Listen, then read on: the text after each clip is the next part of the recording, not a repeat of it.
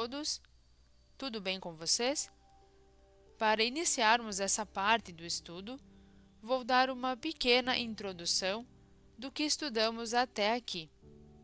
E caso você tenha perdido algum vídeo, basta acessar nossa playlist sobre arrebatamento. Então, vamos lá. O Messias anuncia a destruição do templo. Essa foi o início do nosso estudo, da nossa série. Essa destruição do templo, ela já aconteceu 70 anos após a ressurreição do nosso Messias. Depois disso, nós falamos sobre o princípio das dores, ou seja, os sinais que o Messias nos deu para que pudéssemos entender em que momento estamos. Terceiro, a grande tribulação. Quarto, a vinda do Filho do Homem. Então, só que observe que depois da grande tribulação é que vai vir a vinda do Filho do Homem. Certo? Não é ao contrário, não é vem a vinda do Filho do Homem, ele vem nas nuvens, arrebata todo mundo e depois inicia a grande tribulação para quem fica aqui. É ao contrário. Primeiro, a grande tribulação, depois a vinda do Filho do Homem. E quarto, a gente estudou sobre a exortação, a vigilância. Observe a ordem do que estudamos até agora. Depois do princípio das dores e da grande tribulação, vem a vinda do Filho do Homem. Note que até agora o Messias não falou em arrebatamento, mas sim juízo. Depois da grande tribulação, o Messias virá para juízo e não para sumir com pessoas que se consideram sem pecados, a ponto do Messias livrá-las da grande tribulação. Lembrando que o Criador não livrou sequer os seus profetas, não livrou Noé e não livrou os discípulos.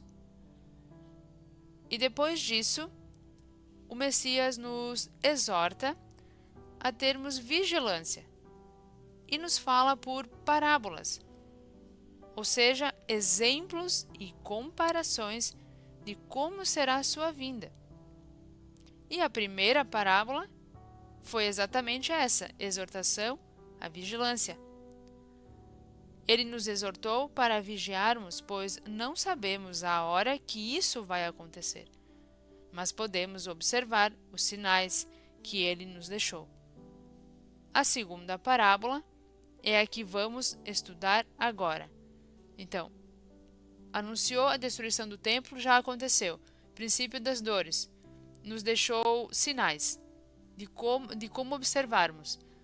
Terceiro, a grande tribulação, depois a vinda do Filho do Homem. E para que possamos entender melhor como será a sua vinda, ele começa a nos dar parábolas, a nos dar exemplos de como isso vai acontecer.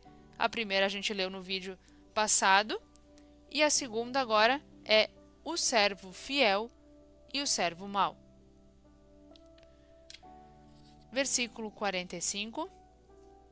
Quem é o escravo fiel e sensato a quem seu senhor encarrega dos de sua casa para lhes dar alimento no tempo apropriado? Versículo 46. Tudo irá bem para o escravo se ele for encontrado fazendo o seu trabalho, quando o Senhor vier. Versículo 47. Sim, garanto-lhes que ele o encarregará de tudo o que possui. Versículo 48. Mas se o escravo for mau e disser a si mesmo: meu senhor está demorando. Versículo 49. E começar a bater nos conservos e gastar o tempo comendo e bebendo com bêbados. Versículo 50. Então meu senhor virá em um dia em que o escravo não o espera, e em uma hora que não sabe. Versículo 51. Ele o cortará em dois e lhe dará lugar com os hipócritas, onde as pessoas lamentarão e rangerão os dentes. Então, note esse contexto aqui, é uma comparação de como será a sua vinda. Uma parábola, uma história na qual ele conta para comparar essa história com a sua vinda. Então, note que o Senhor não está aqui, mas ele vai voltar, ok? Nessa história aqui, o mesmo que estamos vivendo hoje. O Messias ressuscitou e não está mais aqui entre nós, fisicamente, mas ele vai voltar. Observe que ele continua no mesmo contexto. Quem será cortado aqui? Ou seja, quem sofrerá os danos do juízo do Criador? O servo mau. Para onde ele será levado? Onde as pessoas lamentarão e rangerão os dentes. Agora, já no capítulo 25 de Mateus, outra parábola. Ele vem com um novo exemplo para que possamos entender como será a sua vinda. Mais uma comparação. A parábola das 10 virgens. Versículo 1.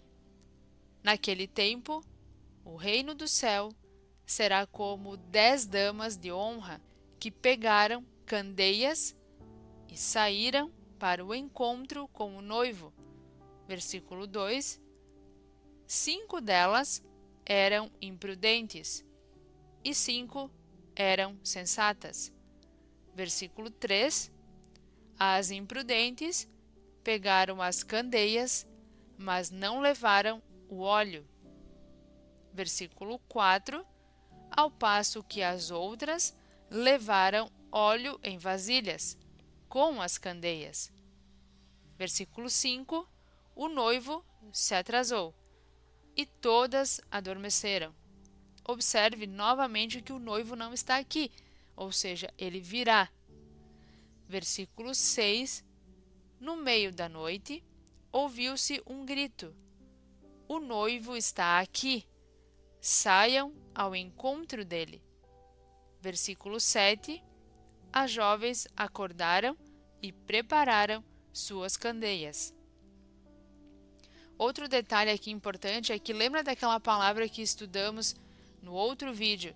Dois estarão no campo, um será tomado e o outro levado. Aqui é o mesmo caso, são 10 pessoas. 5 serão tomadas, ou seja, sofrerão o juízo, e 5 participarão da festa com o noivo. Versículo 8. As imprudentes disseram às sensatas: dei-nos um pouco do seu óleo, porque nossas candeias estão se apagando. Versículo 9. Não, elas responderam: talvez não haja o suficiente para vocês e para nós. Comprem óleo para vocês. Versículo 10. Entretanto, assim que elas saíram para comprar óleo, o noivo chegou. Então, se ele chegou, é porque ele não estava. Uma comparação de como será a sua vinda. As que estavam prontas foram com ele à festa de casamento, e a porta foi fechada. Versículo 11. Mais tarde, as outras damas de honra chegaram. Senhor, Senhor! Elas gritaram: deixe-nos entrar. Versículo 12. Mas ele respondeu: a verdade é que não as conheço.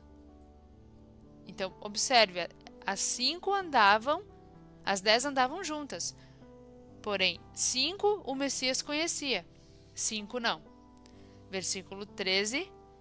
Portanto, fiquem alertas, porque vocês não sabem o dia e nem a hora. Observe mais uma vez porque as que sofreram o juízo do Criador foram as imprudentes. Como já lhes disse, note que o Messias faz comparações, parábolas, histórias que possam lhe servir de exemplo de como será a vinda do Messias depois da grande tribulação. Quando o Messias vier, será para juízo e não para arrebatamento no céu. E ele vem ainda com outra parábola, agora a parábola dos talentos. Pessoal, um recadinho bem rápido. Caso você não seja inscrito no canal e queira acompanhar a série sobre o arrebatamento, peço que te inscreva e ative as notificações escolhendo a opção Todas. Dessa forma, toda vez que eu postar um vídeo novo, você será notificado. Peço também que ao final do vídeo deixe o seu gostei ou não gostei. Também aqui no canal temos uma playlist sobre o dízimo. Caso tenha alguma dúvida sobre o assunto, basta acessar. Versículo 14. Porque ele também será como um homem que deixa a sua casa por um pouco de tempo e confia suas posses aos servos. Ele também quem? O Messias, a volta do Messias. Poderíamos dizer, porque a volta do Messias também será como um homem que deixa sua casa por um pouco de tempo e confia suas posses aos seus servos. Versículo 15. A um deu 5 talentos, o equivalente ao salário de 100 anos. O outro, 2. E a outro, 1. A cada um de acordo com sua capacidade. E então partiu.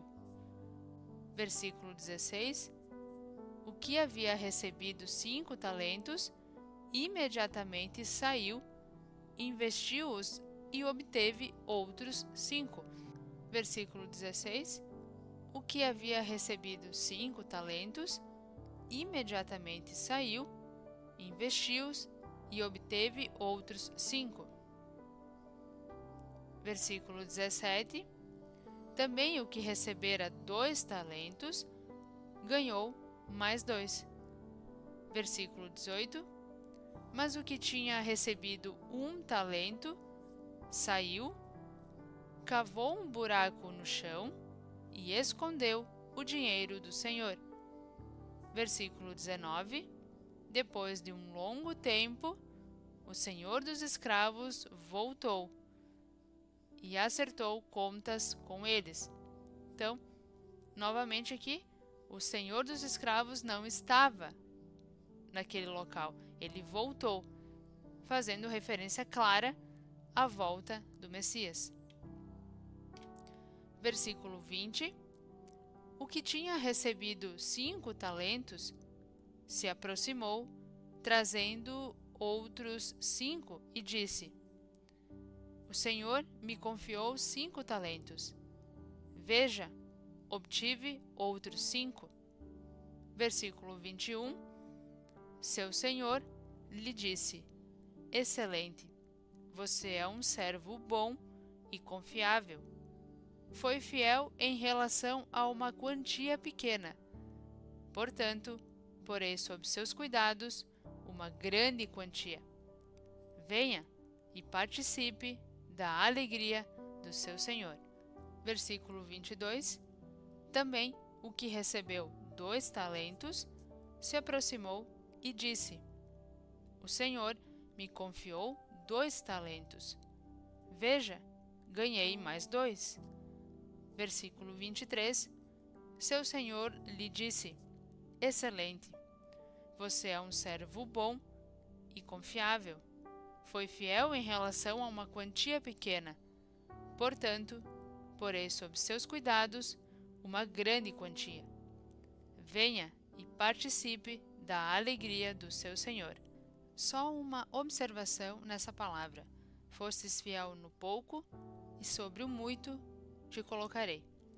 Muitas empresas que se denominam igrejas aproveitam-se de pessoas inocentes e sem conhecimento bíblico para passar votos e tirar dinheiro do povo através dessa palavra. Eles usam a ganância do próprio povo e os fazem pensar que se derem 100, terão 10.000. São lobos vestidos de ovelhas. Vamos lá. Versículo 24. Entretanto, o que tinha recebido 1 talento se aproximou e disse: Eu sabia que o Senhor é um homem severo, que colhe onde não plantou e junta onde não semeou. Versículo 25. Tive medo, saí e fui esconder seu talento no chão. Veja, tome o que lhe pertence. Versículo 26. O Senhor respondeu: Servo perverso e preguiçoso, você sabia que eu colho onde não plantei e junto onde não semeei? Versículo 27. Então deveria ter deixado meu dinheiro com os banqueiros, para que, quando voltasse, pelo menos o recebesse de volta com juros. Versículo 28. Tirem dele o talento e deem-no ao que tem 10. Versículo 29. Pois quem possui algo, mais lhe será dado, e terá mais que o suficiente. Mas quem não tem nada, até o que tem lhe será tirado. Versículo 30. E lancem nas trevas esse servo inútil, onde as pessoas lamentarão e rangerão os dentes. Observe mais uma vez que, assim como o exemplo das virgens, até o que tinha algo, no caso 1 talento, foi-lhe tirado, e ele sofreu o juízo. O mesmo aconteceu com as 5 virgens, que tinham azeite, correto? Só que não era o suficiente. Da mesma forma, não puderam participar das bodas do Messias. O Messias utiliza essas parábolas para explicar e para melhor entendimento dos que ouvem, de como será a sua vinda, que será para juízo e não arrebatamento. Gostaria de agradecer a todos que estão acompanhando a série sobre arrebatamento e nos encontramos no próximo vídeo, que será sobre o grande julgamento. Que o Criador os abençoe e fiquem todos na paz. Se vós permanecerdes na minha palavra, verdadeiramente sereis meus discípulos e conhecereis a verdade. E a verdade vos libertará. Somos descendência de Abraão e nunca servimos a ninguém. Como dizes tu, sereis livres? Bem sei que sois descendência de Abraão, contudo procurais matar-me, porque minha palavra não entra em vós. Eu falo do que vi junto de meu pai, e vós fazeis o que também vistes junto de vosso pai. Se fosseis filhos de Abraão, faríeis as obras de Abraão. Mas agora procurais matar-me. A mim, homem que vos tem dito a verdade, que de Deus tenho ouvido. Por que não entendeis a minha linguagem? Por não poderdes ouvir a minha palavra. Vós tendes por pai ao diabo. Ele foi homicida desde o princípio e não se firmou na verdade, porque não há verdade nele. Mas porque vos digo a verdade, não me credes. Em verdade vos digo que se alguém guardar a minha palavra, nunca verá a morte. És tu maior do que o nosso pai Abraão, que morreu? Abraão, vosso pai, exultou por ver o meu dia, e viu e alegrou-se. Ah, e viste Abraão? Em verdade vos digo, que antes que Abraão existisse, eu sou.